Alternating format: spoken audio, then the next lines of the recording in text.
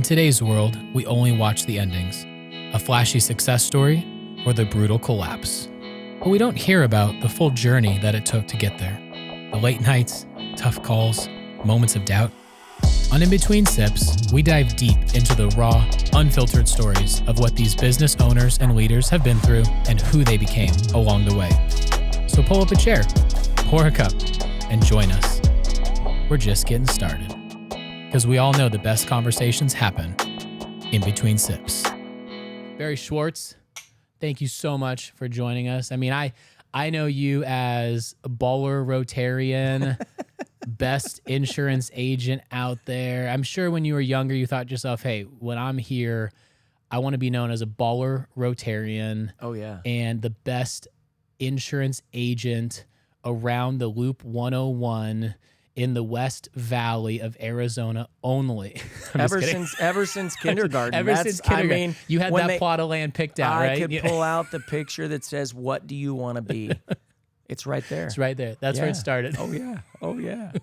and before we get going, this is when I knew we were like two peas in a pod, amongst everything else. Oh boy.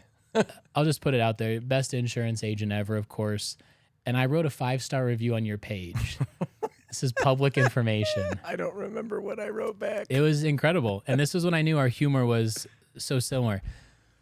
This is so perfect for the intro for your show. It just sets the stage, right? Let's do it. 5-star review because your team had asked me, hey, been working with us for a while. You like our service. Would you mind leaving us a 5-star review? I was like, this is great. He's doing all the right things. You must have a good business for decades, right? He's doing all the right things. I said, sure, I'll leave a review. Now, I don't think your staff knows the type of humor we have in Rotary and other things. Mm-hmm. And so I wrote a 5-star review that said, I didn't realize that working with an insurance agent company could be this much fun. Sure, Barry smells me every time I come into the office, but hey, I kind of like it. Best in the biz and top notch. Everyone is responsive, personable, and they always provide the best recommendations. Now, I read that, and my wife was like, you didn't actually publish that. And I was like, you're darn right I did. Because Barry knows. He and I are synced up, and he knows. And I swear, it wasn't an hour later that I see I didn't even tell you about it. It pops up, your response. Barry Swartz responds, Ryan, it's been enjoyable and fun to help you. What a great personality you have. You make serving a very easy task. Appreciate you taking the time to write us a 5-star auto and home review. A little optimization there. I like that. Thanks. And I was like, oh, that's great. But it was cut off, so I opened it. And the last line says, Ryan, Drakkar smells so good. That's a classic from the past. So when I showed my wife that interview, it's just amazing, right? I was like, he gets me. Look at it's right here. What'd she say? I don't ever want to take it down. Don't. It's not going to be taken down. This is the best. Can I highlight that? How do I tell Google I want to highlight it? You can share it. I mean, hey, here we are. Oh, goodness. So with that said, I mean... Drakkar, an 80s classic. I had to search that. You didn't even know what it was. Come on. I had to look it up. I'm sorry. Back in the day with some Z Cavaricis. Back in the day. Yeah. So anyway, without further ado, I mean... Insurance agent extraordinaire. Walk me through your journey, man. How'd you get there? You know, did you always want to be an insurance agent? Did it start off somewhere else in your career? Yeah, just so passionate about home and auto. I tell you what, liability is fantastic. No, I started off going to school to be a soccer player, right? Just to play soccer. Really? That's what I wanted to do. Got a scholarship to go to Fresno, California. Played there for a couple years. Wow. Figured out after a couple years I probably should figure out what I want to do. No soccer play anymore? Yeah, well, I mean, I was playing, yeah. I mean, that's a high level, collegiate level, yeah. Yeah, it was fine. I had a great time. And then figured out I'll be a teacher. So California, 6 years to be a school teacher if I wanted to come back to Arizona. They didn't have what they call a reciprocating law. So I'd have to do my student teaching and everything there and then come back to Arizona and do it here. And I'm like, well, I'm not doing that for $26,000 a year. Yeah.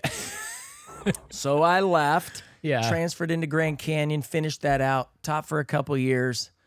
At the time, was Grand Canyon where is now, like in terms of Grand expansiveness? Canyon Or was what did it look like? 2,200 students. 2,200? Mm-hmm. Our soccer team practiced where the basketball stadium is. We would tie up nets between palm trees on campus because we did not have a field. And and we went to I can't wait to tell you this story. We went to Phoenix College for our games. This has nothing to do with insurance, but this is a little bit about me. Yeah. Refined Barry is much better than Younger Barry. I want to know more about Younger Barry, so I'm glad you're leaning Younger into Barry. this. So we're junior year, last game of the season. We're playing University of New Mexico.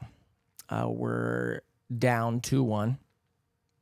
Game's in like about 20 minutes left in the game. We're Phoenix College.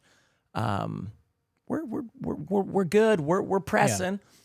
We have ball boys. They go out of bounds. Ball's way down at that other end and way down at this other end. So I'm playing on the outside wing. My coaches. He was fun. He starts screaming at me. Betty, you need to get back further. I'm like, Coach, there's no soccer balls. Yeah. I'll get there. Yeah. I'll get there.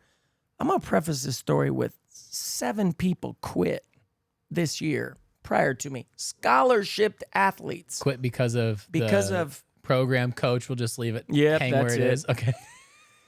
So the crowd's loud. It's a good crowd. It's loud. And I swear at that exact moment when I opened my mouth and told him to go do something to himself, the crowd got quiet. And everybody heard it. What'd you tell him to go do to himself? I mean, it was probably respectful, of course. Like, it was like, hey, coach, thanks. Fudge off. Okay. And that was a $10,000 F-bomb because I lost my scholarship and didn't play my last year. Oh. So the whole crowd went silent, though? The whole crowd. Was like, well, in my mind, the whole crowd went silent. But it was enough to hear you, right? Oh, it was. I didn't say it soft. So yeah, that was that was the initial. Yeah, the initial. Anyways, yeah. So had to take 24 credit hours my last semester. Wow. I had 8 classes, upper division. Got them all done. Did nothing but do that because now it was on my dime. Yep. So I'm like, all right, well, now it's on my dime. So I do regret that. I look back at that and I'm like, man, because I love the game. So that was one of those moments. Now I look back and I'm like, oh, man, if I can tell kids like people. So I have a lot more patience when I talk to people, I guess, who are swearing at me over the phone because I'm like, they're young Barry. Yeah, they don't mean it to me. Do you hear a lot of fudges or no? Oh, yes. It's crazy. Sometimes I think we're a reality show. People tell us things we probably don't need to know to cover their liability. So I finished Grand Canyon. I teach. It doesn't work. I go into the car business with our good buddy Neil Schrock. Wonderful, wonderful man. I had gone to church with him. And it's absolutely the best. I'll never forget when he said, Barry, you understand this is full commission, right? And I'm like, yeah, whatever that means.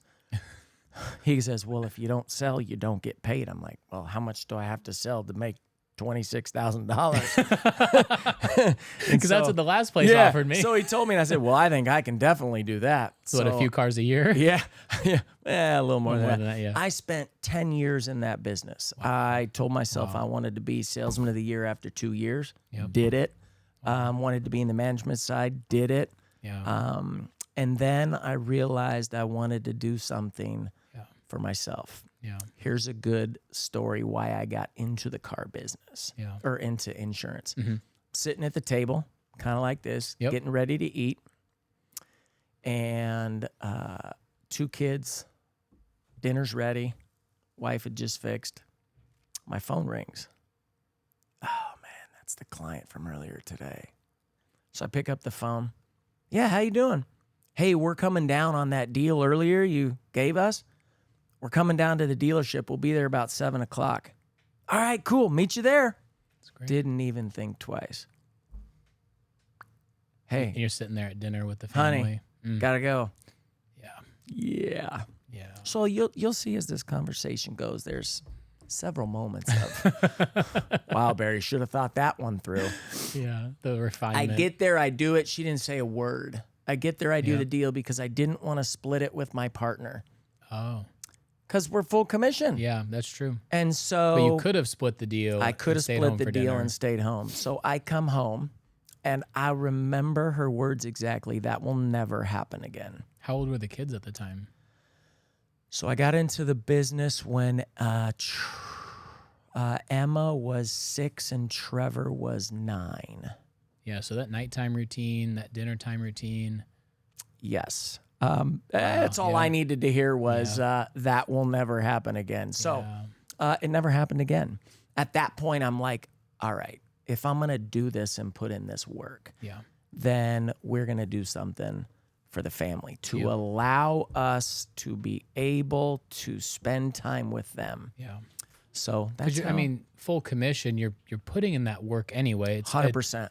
And I mean, Sanderson Ford is a great, it's not Rotor. We can say names and not get happy fined. But I mean, it's a great spot, Christian company, all the right things. But as a full commissioned agent, you're still kind of needing to have that ownership. Well, it's a business within a business, right? It's a little business within a business, like my clients and how I took care of them and how I followed up with them and all of that type of stuff. So I to this day, I have several clients that I've sold cars to that are still clients to this day. And it's it's awesome. The relationship has been so cool. Cool stories in the car business. When both of them were born, I had clients making baby blankets for our kids. Wow. That's unheard of for a dealership, though. Yeah, but it was the place that allowed us to be able to do that. That's cool. Which was cool. What was, you said car stories, I got to know because, he certainly is just so special and an incredible human being. Yeah. What was one of the more funny or impactful stories that you had with Neil? Because, you're reporting right to Neil. All right. And he is just a man of integrity, right? Two stories. Yeah. We have these things. First one's called, we have these garage sales where what they would do is they'd clear out the entire service. And on a Saturday, we would take all the cars and put them in the service drive in the service building so people could come and see and check out our service, what facilities we had and all that. Yeah. Thought it was a clever idea. So the first garage Was it sale, your idea? No, the dealership. So the first garage sale, they tell me, oh, hey, Barry, what we do as sales guys is we bring all our stuff from home, garage sales, and we set it up out front, and you get 30% of whatever you sell. So if you have stuff or junk or whatever, do it. Stop. Well, little did I know, they all had wagers on me if I was going to bring the stuff in. No way. Neil lost $100. Did you bring in stuff? I had a truck full of tables. Oh, he believed in you. Oh, he's like, he's not going to fall for it. A truck full of chairs and tables. And, hey, honey, we have a garage sale. We can get rid of all this crap. I have never been so embarrassed in my entire life. That is so funny. The flip side, he believed in you. Oh, yeah. But he lost $100. So then later on in my car career, Neil had an old Ranchero. Yeah. I think it was 65, something like that. Old Ranchero that he was trying to sell. Yeah. Super sick car. Yeah. So I'm like, hey, Neil, I want to buy that car. And I think, I'm just throwing numbers. I don't remember exact numbers, but I think he was asking like 12 grand. So I said, all right, Neil, I'll pay you 10 grand. Put the money right on his table. Hold on. And said, Neil's the godfather. I've always known him to this forevermore as the Godfather. That was our joke. Oh, yeah. So you tried to undercut the Godfather. Oh, Neil is the general sales manager now. Yeah. And I walk on and I put 10 grand right on the table and I go. Cash? Yes. I go, this is good till end of day. Let me know. And I turn around and walk out. Hard sell. The Godfather? So he comes to me with a signed title and goes, here you go. Take it. All right, cool. Thanks, Neil. You got 2 sets of keys with that? Owner's manual? Yeah. All of that type of stuff, or I'm going to need some of that 10 back. Get out of here. So, long story short, I have the car for about a month and a half. And I'm like, this was cool. Yeah. I knew I was going to sell it the whole time. Neil, where'd you list this car at? Oh, Auto Trader. So I called up Auto Trader. Hey, this is Neil Schrock. Yeah. I need to change my ad in there. The phone number changed. So he had paid for the ad. I called Auto Trader. I changed the phone number, and he had a silly price on it. Yeah. So I lowered the price like $1,000. I immediately get a call from this guy in Prescott, and he's like, hey, Neil, it's so-and-so. I called you about 2 months ago on this car. I'm like, oh, hey, this is Barry. I actually, I bought the car from Neil, so I was selling it for him. I bought it a couple months ago, and I work with him at the dealership and blah, blah, blah. Anyways, I sold it for like $1,500 more than I bought it. Using his ad. Yeah. Then I called Auto Trader and closed the ad. So the next day, it was Monday, I bring $750 and I put it right on the table. That's cool. And I said, here you go, man. And I turned around and walked out, and he comes to my office. He goes, what is this for? And I go, it was an expensive ad, but that's your half of what we made profit on this Ranchero. And he goes, get in my office. What did you do? And so I go sit in his office, and I go, Neil, well, I used your ad. He goes, you did what? And I go, I called Auto Trader, and I went through the whole story, and he's like, I'm not taking this. I go, yes, you are. I had no intentions of keeping this car. Hey, Neil, we each made $750. I got to enjoy the car as much as you did. This was fun. Great story to tell. And that was it. What a saint he was. You are... Oh, you undercut him. Oh, yeah. Used his ad. Oh, yeah. Resold it, and he still didn't accept the profit he made with it. Yeah, but I made him take it. Did you make him? Oh, I did. I'm like, there's no way I said, well, you're a good guy, I'm gonna leave it on your desk. You can take it or you can give it to somebody else, but I'm leaving it on your desk because that's the right thing to do. That's so funny. And this was fun, Neil. That's exactly what I tell like any partners that refer us business is, hey, I'll give you, a referral fee. I appreciate the referral. And all of them say, no, you don't have to. And I said, hey, I'm either mailing a check to your office or you're donating to the nonprofit of your choice. You pick. Yeah. Yes. Like when you're around great people, and we've been blessed to have some incredible partners, incredible people cut from the cloth we're describing. It's like, it's not about the money. It's just the relationship of it all, of the respect of it. Yeah. Like, hey, you took time out of your day. You referred us, right? And, man, you must have had a lot of that going from your car days to your insurance days. A lot of referrals in, right? 100%. A lot of the trust that you built. And so that moment you made, so you had the dinner, right? We rewind back a little bit. You're like, never doing that again, never missing a dinner, right? Yep.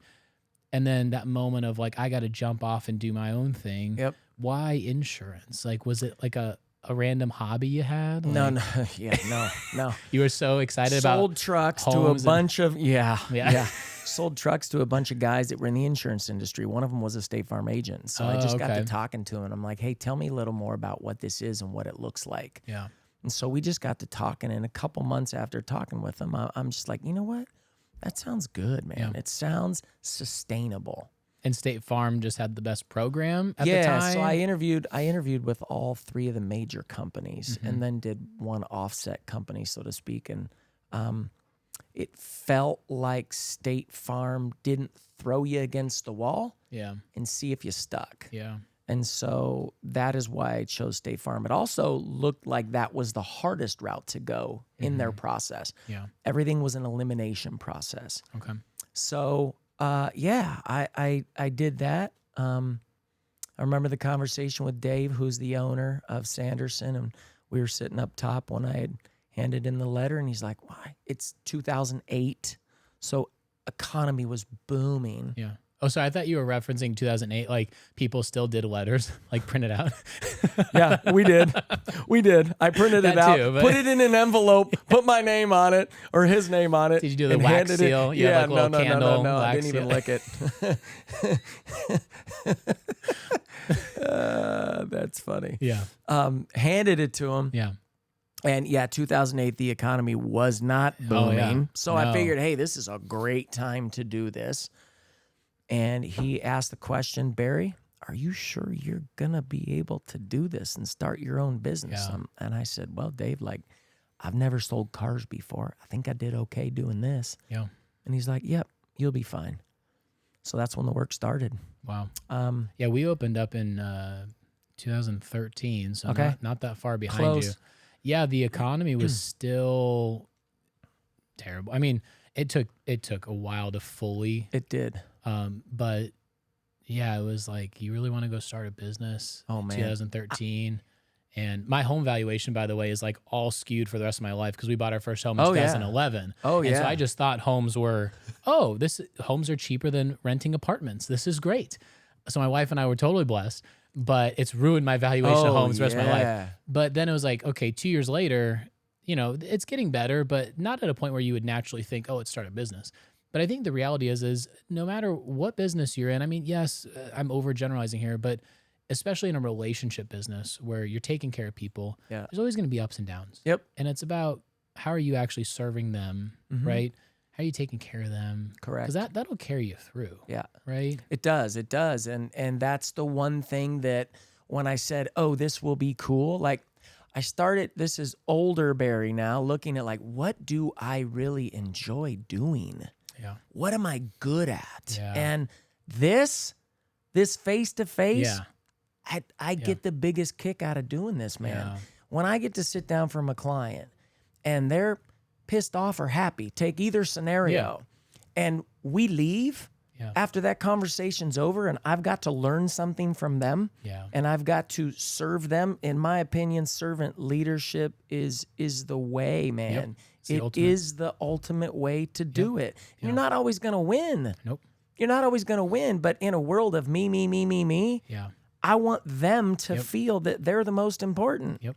Well, and so like you started in 2008. Yeah. That culture of me has only gotten exponentially way worse, right? Way worse. And so we are seeing a shift. I think, at least, I mean, I know AI is awesome and I get all these things, but relationships and business always being about relationships, we're seeing this pendulum switch back. Like there was a period where it was all about AI chatbots on the website and, you know, how can we, you know, interact with people in a way where we don't actually have to interact with them. We could program this bot, right? Right. And I think, again, depending on the industry, I don't want to overgeneralize, but the reality is this pendulum to relationships and face-to-face and all those things are really coming back because, I mean, that's how we were created. We're relational beings. 100%. And I've always told my team in the office, like, listen, the phone, the text message, the email, the mail, those are all avenues that lead back to us. Yeah. They're opportunities to get us on the phone or face-to-face. Bingo. Don't miss that. Yeah. That's the important part. Yeah. It's the important part. There are some people, they don't want to deal with us every day. Yeah. They don't want to deal with us on the initial call. Yeah. Their medium is text messages. Okay, great. No problem.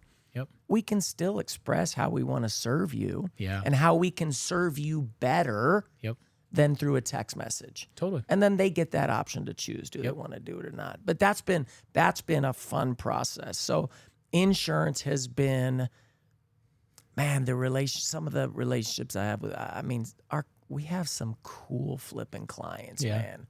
Super cool clients. We had a guy right before I was coming here. We had an older guy, Barry, I stink at the computer. I said, well, just come on down. Yeah. We'll help you log in. Yep. We'll do it for you. Yep. Right when I was getting ready to leave, he was coming in the office and I could hear him. Barry here, I stink at my computer.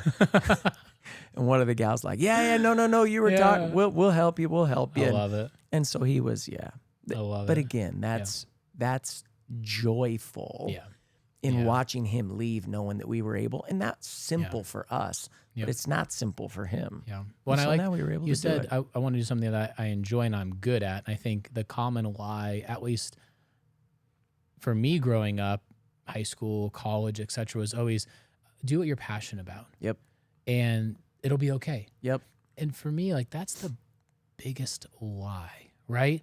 Like, you're never going to be passionate about something that you suck at, right? And we hear that quote all the time from, you know, influencers nowadays and people, right?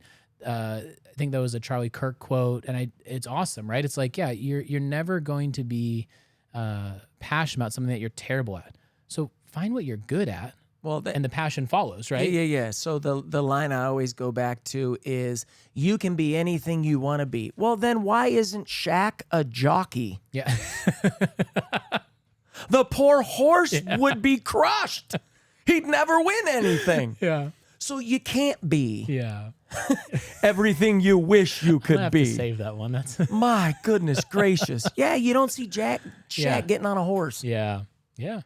I mean, if you did, the poor horse. Yeah, that's man. So because everything about insurance isn't. I was gonna say, you probably have some pretty crazy scenarios you've been a part of, right? I mean, oh my. What's like, look back on when you started until now, like, what are some of the craziest scenarios that you never thought you'd be a part of? Oh, the first year that we were doing insurance, I get a phone call from one of our clients, Barry, my home's on fire. What do? I'm like, where are you at? I'm in my home. I said, get out of your home and call 911. I'll be there. And I literally got in the car and drove down to Whitman, and we watched his house burn to the ground. You were his first call, though? Yes. While in the house? Yes.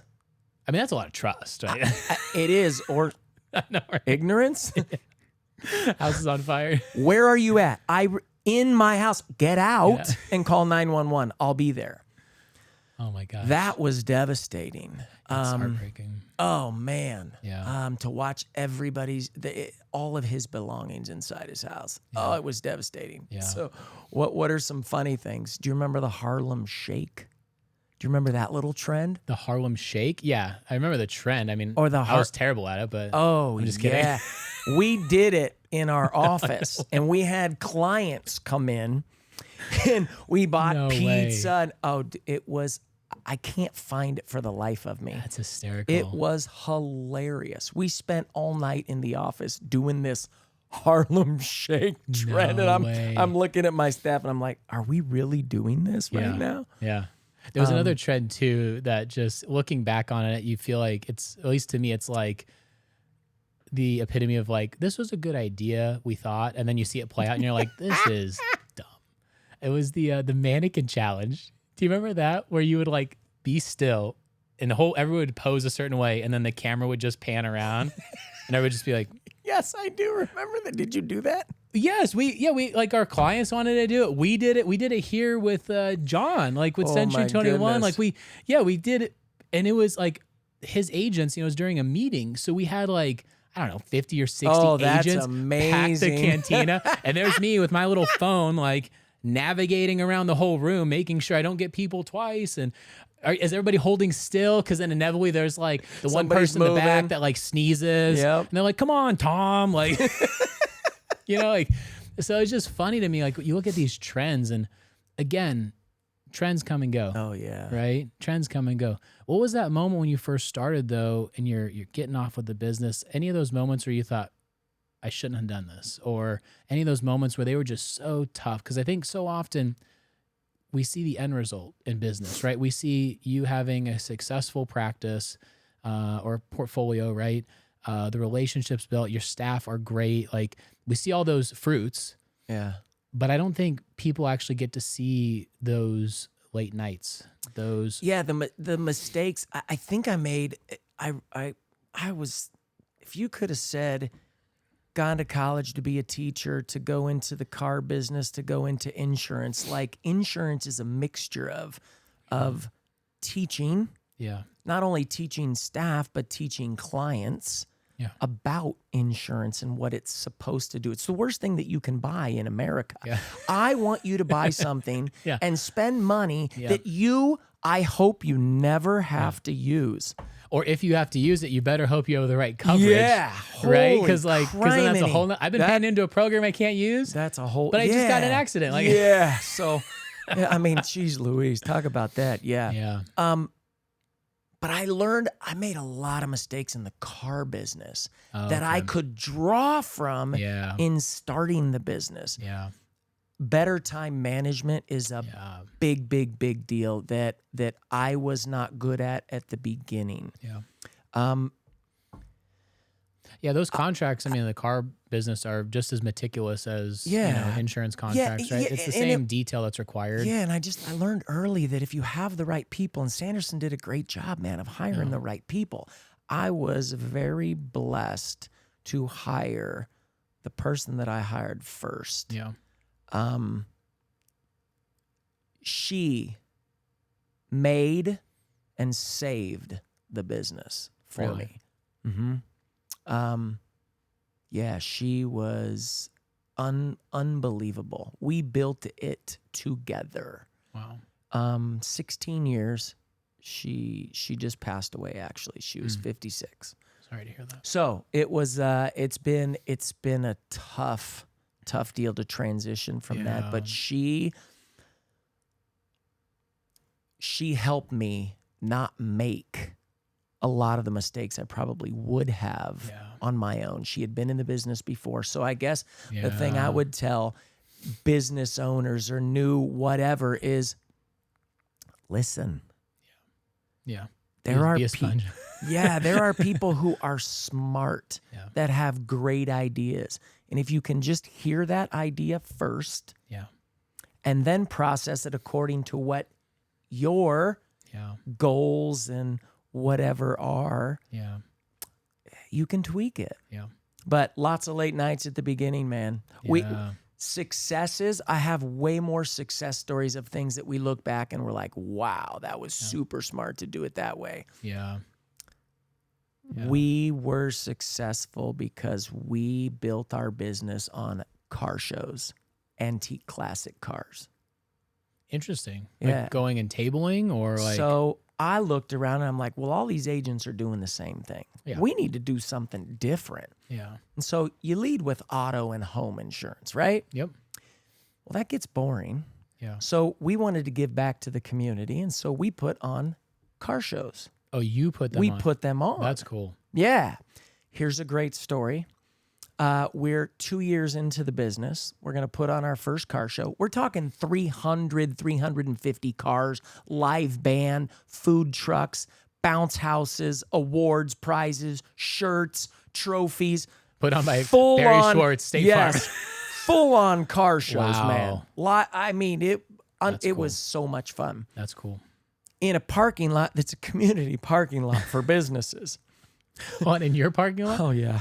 So the first, oh my gosh. What was the capacity of the parking lot? Because you had 300 cars Oh, coming? yeah. 350 cars. We went around a couple, 3 months before and told the business owners, hey, look, man, if we'll give you a booth for free, come out, have great. Coupons. Like, we're not going to charge you anything. Anything you want to give or whatever goes to, the charity we were serving or whatnot. So we found a client that had a cool charity, and so we were supporting that. And that's great. Long story short, first car show, my buddy and I, Mike Freet, he's amazing. He was in our wedding. Went to high school with him. Wow. Still to this day, we talk, we golf, we get together, relationships. Yep. He's got a motorhome. He's like, hey, Barry, I know what we can do to secure that parking lot. I'm like, okay, Mike, what? I'm going to bring my motorhome. We're going to sit it that night in the middle, and we're going to rope it off, and we're going to sleep in the motorhome. I'm like, oh, that's brilliant. Come on, man. So we're out there. Honey, I'm not going to miss dinner, but hey, I got to do a camp out in a parking lot with my buddy. Well, listen, go back to that. We had conversation. I said, hey, this is going to be tough for the first 2-3 years. Like, it's going to be facetious, of course, right? Exactly. Big words. I know what facetious means. Miss Huff, sophomore year, Glendale High School, I learned it. There we go. So we're in the motorhome. Of course, we're having sips of whatever in the motorhome, grilling dinner. No. Oh yeah, doors open. You guys just made an event. Awnings down. We're in lawn chairs. Music. Seriously, chilling. Yeah. Watching everybody, and we've got it all roped off with police tape. One of his buddies was a police there's the kicker. So we got police tape. We roped it all off. People would come up, what's going on here? Like, you can't rope. I'm like, yeah, car show, city. We got it all squared away. It worked out amazing. We had an awesome car show. So cut to the next year. Yeah. The next year, one of our friends, my buddy and I, who were agent in Scottsdale, and one of our friends that we were in class with, she was having a 40th birthday, and her and her husband lived in Vegas. So her husband had called us about a month before. Hey, man, throwing a surprise birthday. Want you two guys to come up. And I'm like, dude, I got a car show on Saturday. He's like, it's Friday. I'm like, okay, great. We hop on the plane. Okay, first of all, we went to Goodwill and I should have brought a picture. 50s. You can always send me 60s. Pictures after. We can put it in the show. Oh, after. yeah. We'll do a little terrible outfit. Yeah. And the shirt said Cougar Hunter. No. And we both had them on. We're in these hats. We're in plaid, bell bottoms, all the stuff. We get on the plane, Southwest. We leave at noon. We get on the plane. There was a gal, flight attendant from another airline that was going to get on, and she comes up. She goes, well, you two look like you're safe. Like, okay. She goes, I'll sit with you guys. Okay, great. She's a client to this day. Thank you very much. Yes, she is. She's awesome. You landed a client wearing a Cougar Hunter shirt? Oh, yeah. Oh, yeah. It was fantastic. It was fantastic. You never know. Hey, humor is way underutilized. I have a story I'll tell you off camera. Yeah. Well, I mean, we can edit it out. It's okay. Okay, I'll tell you that one in a minute. Okay. So we go to the show. We went bowling and did all that type of stuff. Yeah. We had a few sips. I get on the plane at 6 a.m. on Saturday. I'm tired. Well, yeah. Jennifer calls me at 7:30. Where are you? Cars are showing up. I'm like, Jen, the show's not till 9. I don't know. Cars are showing up. Where do you want me to park them? I'm like, just park them anywhere. I don't know. She goes, the whole Corvette club's here. There's 30 of them. No. So I show up. The car show's already going. Are you still in your Cougar Hunter shirt? I still am. Ugh. I brought a change. I put on my State Farm I'm There shirt. And it was a long day. That's a very long day. But Jen and I, we had that was just so don't you ever leave me on my own like that again. But that's how we I call it like back-ended into getting clients' trust by ensuring their NT Classics. Yep. And it was a brilliant move that we came up with together. Wow. We did 4 annuals, and then the place that I moved to, the parking facility, we tried it 1 year. Mm-hmm. And the people around were more of a commercial business type owners. And they're like, we're not moving our vehicles for this. And so kind of put a squash on that. But man, it was a blast. Great business move to do it that way. Yeah. That's crazy. Oh, some good stories. What was a moment though where you were like, this was the worst decision I ever made? Oh, after you. I mean, clearly the Cougar Hunter shirt you thought was a great decision. Oh, that was a great decision. after, yeah. But what's like when you look back, you're like, man, this was a terrible business move. After year 1, all the time that I had to put in, I'm like, what am I doing? Yeah. Burnout, exhausted, tired, spent, felt like I was spinning my wheels. How is this ever going to work? Yeah, it was way more give than it was take. Yeah. Was that for the first, 2 or 3 years? 3. 3, yeah. And then it was like, okay, I think I can see the light here at the end of the tunnel. Yeah. That was good. Yeah. That's it. When we started Striventa, my wife and I, sat down and chatted and all that. And man, I married a saint because I kid you not, for those first few years, I'd wake up and I'd be exhausted because, you're putting in 18-hour days, whatever it is. And it's like, it's one of those things where it's like, I would wake up and she'd have a pot of coffee. Here's your coffee. Here's your lunch. Wow. Go crush it. And I'm just like, wow. I felt blessed because for anybody that started a business, right, to not have a rock like that, there's no way. Like, you have to have that. And because it gets you through those moments of like, man, and again, you see the end result now, but rarely do people see the internal, right? And I get it. That's Yeah. I'll tell you the worst decision I ever made though, because I made you share, Yeah, but I didn't was, give you one. well, I'll share and then maybe that'll inspire you to share one back. It's okay. These are warning experiences, right? I'm trying to think of, keep going. I'll think. So we've had so many different types of office organization in the office. Okay. You know, as a growing business, right, you have first employee, then you have 2, 3, 4. Mm-hmm. At one point, we were up to like, I think 14 or 15 employees. You know, we kind of did the deal where we grew in clients, and we started to refine, well, what do we actually enjoy the most? What are we most successful at? And kind of refine there. But on the way, I was like really big into collaboration. Like this was, I don't know, maybe year 6. I don't know. It's all a blur. Maybe year 5. It was early on. And I had this brilliant idea of it would be really cool if everybody in the office could work at a big desk together. Like, wouldn't that be cool? Like back in 7th grade science. It was so bad. Barry, I thought of this idea because I thought, wow, if our digital marketing specialist could be next to the content writer, could be next to the designer, like we could just have this process where it's we're all talking boom, on boom, the phone boom. And doing all. No, all together. We were all just working, right? And so I set up this huge desk. It's called, we called it Mega Desk as a joke after the Office scene of Mega Desk. But in my head, I was like, this is a great idea. And it was even further compounded by like, I let it marinate for like a week. And I was like, yep, still a great idea. I was so confident. And we set it all up. I surprised the team. Second mistake. Oh, boy. Not only did I rearrange everything, I said, I have a big idea coming for us. Get excited. I was trying to, and I'm an extrovert. Well, 90% of my staff are introverts. Oh. Again, third failure of leadership is like understanding who you're leading, right? I was just gung-ho, excited. Tell them. It was so bad. Right? I gave like hints like, hey, if I move your desk around, is this going to be cool with you? And they're all chill. They're like, sure, whatever. Like, but they had no idea. So they all walked in and we were all around a desk, and there's me with my phone as I'm making calls to clients and everybody's working on it. I'm like, this is going to be revolutionary, right? This is like when the cubicle down movement came and everybody's open office and collaborative. How long did it last?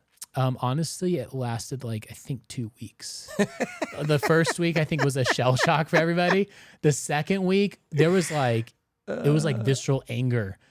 Like everybody had their headphones in, but it was so close all the time. It was like this powder cake. And I felt terrible because, again, it's like, you got to always vet your ideas first, right? Have a trusted person, iron sharpening iron. Because I remember telling John about this, and this was after, and he was like, you did what? I was like, yeah. It's like, buddy. He would have saved you a whole lot of trouble. John, the soothsayer, he's like, I could have told you. Like, what'd you do at the table?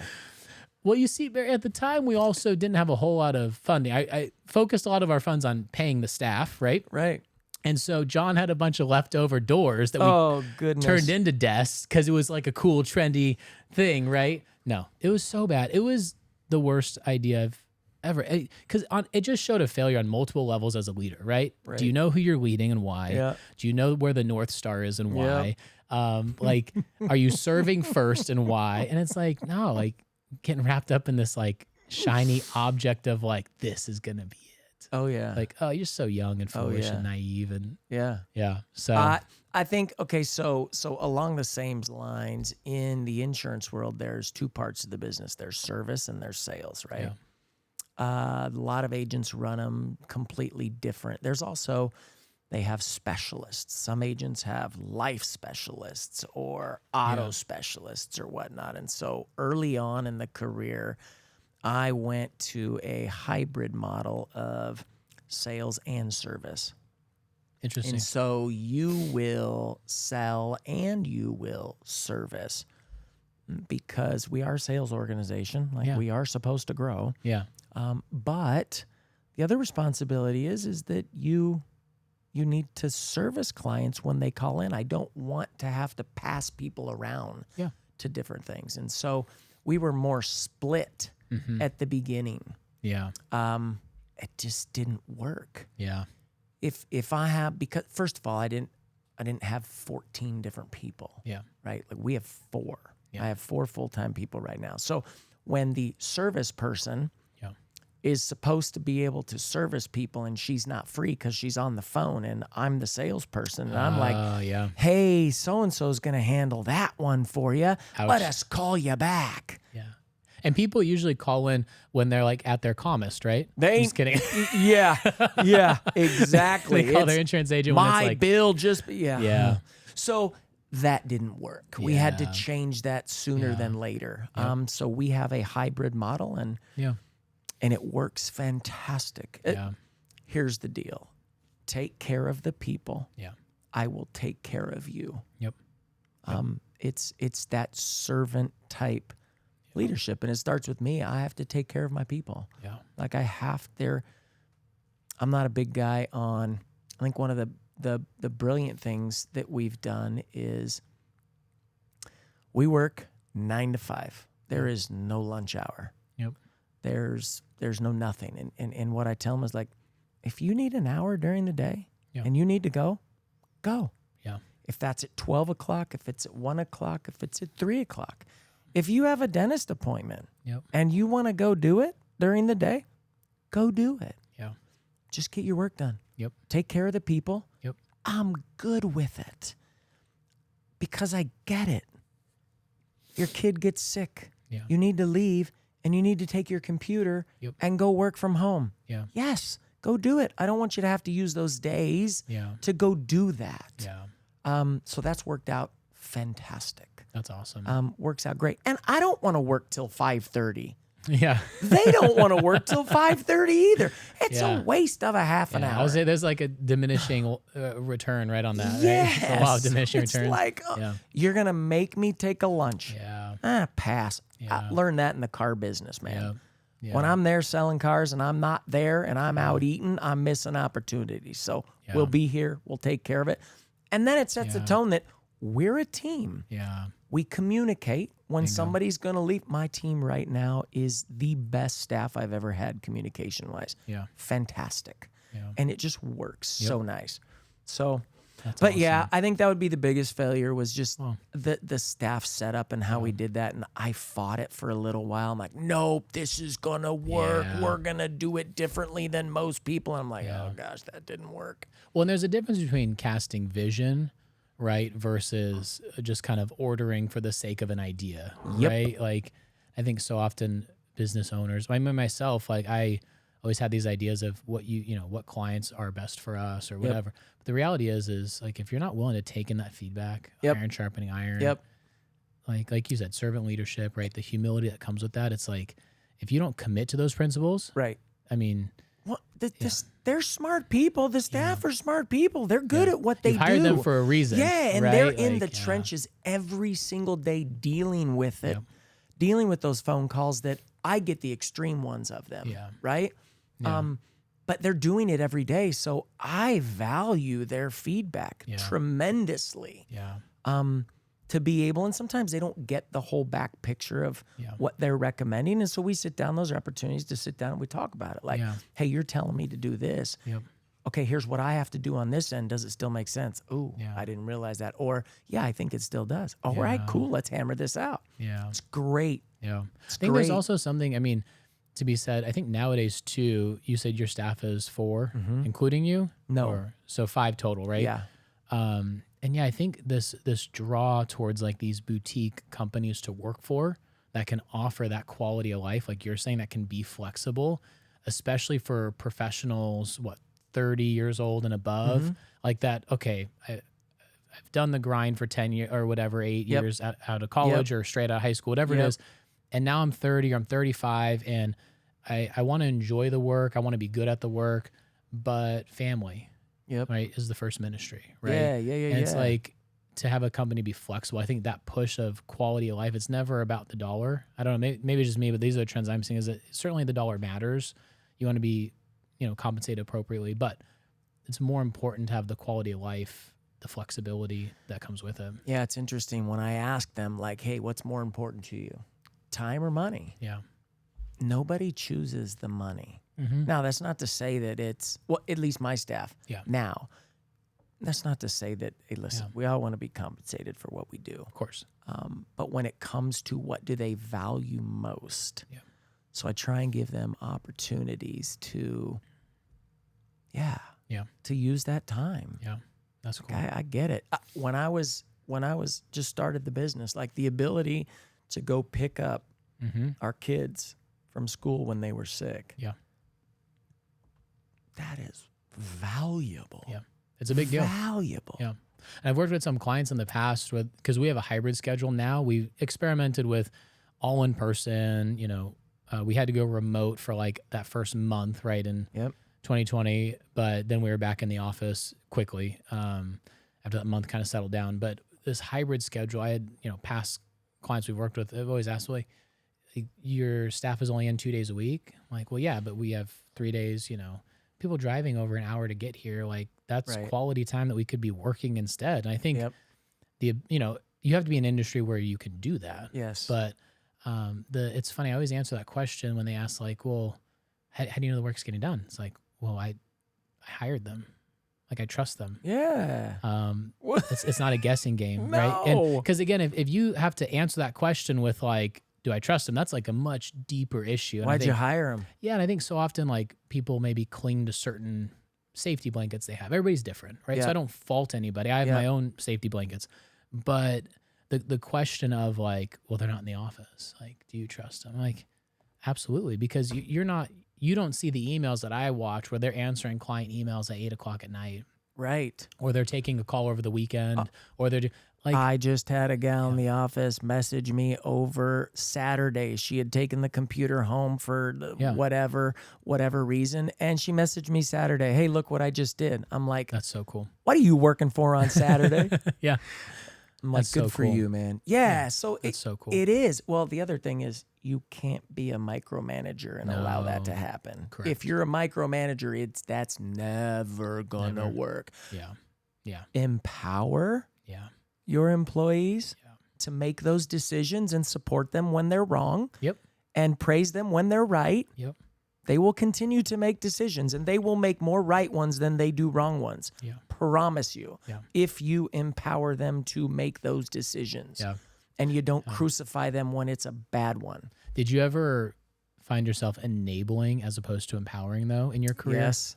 Like the difference between that from like a leadership role is so subtle. Like on the surface it can appear subtle, but then as you really dig into it, it's like, oh, I don't mean to enable them, but I'm enabling them, and now they can't or don't want to stand on their own instead of empowering.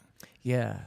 Yeah, 100%. I think it's easy in our industry to they would come to my office. I'm stuck here, and I would solve it. Yeah. And enable them to go back and just do it. And now, I would say probably the past 5 to 6 years, they come to me and I'm like, all right, what have you done? Yeah. Tell me what you've done. All right, cool. There's a couple things you've missed. Go see if you can figure it out. And if you can't, come back again. 9 times out of 10, they don't come back. They'll message me in the IM and go, I got it. Yeah. Now they understand it. Yeah. And the retention, the learning, the situation is just so much better. Where to go. Like a lot of what we do is just resources. Where do I find it? Yeah. And they didn't like it at first because it was a change. Yeah. Yeah. But I told them, just trust me with this. I promise you, I'm not doing this to make your life more miserable. I'm doing this to make your life easier. Yep. And so it's been awesome. Yeah, that's cool. Now, when they come to me, I've been with them long enough. Yep. I know they've done everything. Yeah. And now you know it's okay. It's escalated this level. Yes. Right. And now I know it's like, all right, let me take it from here. Yeah. And then, it's great. That's awesome. It's great. They don't like the bad calls to get to me. They feel so bad when they come back. That's a really powerful culture that you've built. They're always, I'm so sorry you had to deal with that. I'm like, whoa, stop. Yeah. Nobody gets paid enough to deal with that. I want to take the clients that you've done everything. Yeah. Let me deal with those. And I think they appreciate that. Yeah. They do. But that's been That's extreme ownership. That's 101, and that's that's such a compliment. my name's on the door. I'm the one that's got it. Jen used to tell me that. Oh, your name's on the door. You're handling this one. Yep. I'm like, okay, Jen. Yeah. But I knew that she had done everything. Yeah. And some days, you know what? Our employees are human too. Oh, totally. Sometimes they've had a bad day and they're at their wits' end. Yep. And it comes to me a little sooner than later. Yep. I'm good. Let's go. But we've also had good and bad days. Yeah. Right? Like nobody is perfect by any means, and we all struggle with our stuff daily. But yeah. Team. Like I coach on the side because that to me is the ultimate teaching and when you can give 20 people or 4 people or 3 people from different backgrounds, different cultures, different beliefs, and get them all together to fight for one thing. Yeah. I can't work by myself. There's no way I couldn't do it. Yep. I have to have a team. Yep. Yeah, so that's been fun. Yeah. My team plans all of our Christmas parties. That's cool. Dude, we've had some killers. Yeah. Killer. We've had some good ones. Yeah. Some really good ones. But yeah, I give them the budget. Here's what we're going to do. Yeah. And I usually tell them, I'm like, hey, whatever's left over goes to you guys. So then they started to get cheap on me. And I'm like, stop it. So then I just gave them the budget for the event itself. And I'm like, all right, I'll save that Here's for your bonus. them. Here's the budget. Yes, exactly. Go forth. But we've done, those are the memories. I look back at our Christmas parties and I'm like, wow, those were so cool, man. That's cool. Yeah, they've been fun. Man. Well, I know you're slammed. I know you're swamped.